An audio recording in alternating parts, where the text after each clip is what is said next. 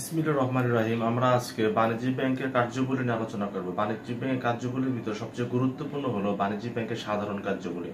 তো আমরা একটু বাণিজ্যিক ব্যাংকের সাধারণ কার্যবলী কি কি আছে একটু দেখি বোর্ড থেকে।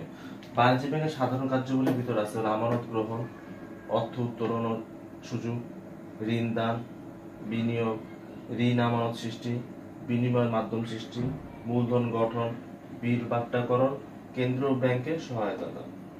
প্রথম হলো যে পয়েন্ট, এটা হলো আমানত গ্রহণ। আমানত গ্রহণ বলতে বোঝানো হচ্ছে বাণিজ্যিক ব্যাংকগুলো বিভিন্ন হিসাবের মাধ্যমে বিভিন্ন গ্রাহকের অর্থ আমানত হিসাবে ব্যাংকে রাখে। এই ধরনের হিসাবগুলি হলো চলতি হিসাব, সঞ্চয় হিসাব, স্থায়ী হিসাব। এখন আমরা যে বিষয়টা নিয়ে আলোচনা করব, অর্থ উত্তোলনের সুযোগ। আমানতকারী যখন ব্যাংকে তার আমানত রাখে, সে অর্থ উত্তোলনের জন্য ব্যাংক সুযোগ অবশ্যই দিয়ে থাকে। সেই সুযোগটা হলো চেকের মাধ্যমে অর্থ উত্তোলন করতে পারে, ডেবিট কার্ডের মাধ্যমে অর্থ উত্তোলন করতে পারে, ক্রেডিট কার্ডের মাধ্যমে অর্থ উত্তোলন করতে পারে, বা অনলাইন প্রযুক্তি ব্যবহার করে অর্থ উত্তোলন করতে পারে। এখন আমরা যে বিষয়ে আলোচনা করবো এটা হলো ঋণ দান। বাণিজ্যিক ব্যাংকগুলো যখন তার ব্যাংকে আমানত রাখে এবং তার ব্যবসা যে মূলধন থাকে, সেই মূলধন আমানত থেকে বাণিজ্যিক ব্যাংকগুলো ঋণ প্রদান করে থাকে। সেই ঋণ আবার বিভিন্ন ধরনের হয়ে থাকে, স্বল্পমেয়াদী ঋণ, মধ্যমেয়াদী ঋণ, দীর্ঘমেয়াদী ঋণ। এখন আমরা যে বিষয়ে আলোচনা করবো এটা হলো বিনিয়োগ।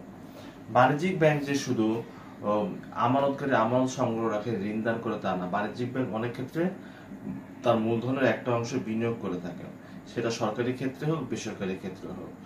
বাণিজ্যিক ব্যাংকগুলো বিনিয়োগ করে থাকে হলো বন্ড কিনে, সঞ্চয়পত্র কিনে এবং শেয়ার ক্রয় করে। এখন আমরা যে বিষয়ে আলোচনা করবো এটা হলো ঋণ আমানত সৃষ্টি।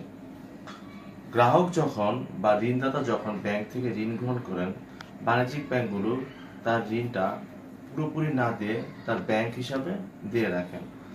গ্রাহক বা যিনি ঋণ গ্রহণ করেছেন, তিনি সেই ঋণের থেকে যতটুকু প্রয়োজন ততটুকু উত্তোলন হয় এবং যে অবশিষ্ট টাকা থাকে সেই টাকা থেকে আমানত হতে আবার ঋণের সৃষ্টি হয়। এখন আমরা যে বিষয়ে আলোচনা করবো এটা হলো বিনিময় মাধ্যম সৃষ্টি।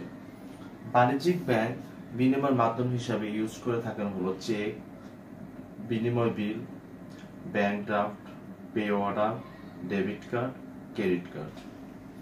এখন আমরা আলোচনা করব হলো মূলধন গঠন। বাণিজ্যিক ব্যাংকগুলো মূলধন গঠন করার জন্য বিভিন্ন মাধ্যম ইউজ করে থাকে। এর মধ্যে হলো অনেক সময় তার ব্যবসা করার জন্য তিনি যাকে নিয়ে ব্যবসা করবেন সেটা যে যৌথ মালিকানাধীন হয়ে থাকে, তাদের থেকে মূলধন সংগ্রহ করে থাকেন। এছাড়া আমানতকারীর কাছ থেকে অর্থ সংগ্রহ করে সেখান থেকে মূলধন সংগ্রহ করে থাকেন। অনেক সময় কেন্দ্রীয় ব্যাংক থেকে ঋণ নিয়েও মূলধন সংগ্রহ করে থাকেন। এখন আমরা যে বিষয়টা নিয়ে আলোচনা করবো এটা হলো বিল বাট্টাকরণ। অনেক সময় অনেক ব্যবসায়ী তার বিনিময় বিলটা তার প্রয়োজনে আগেই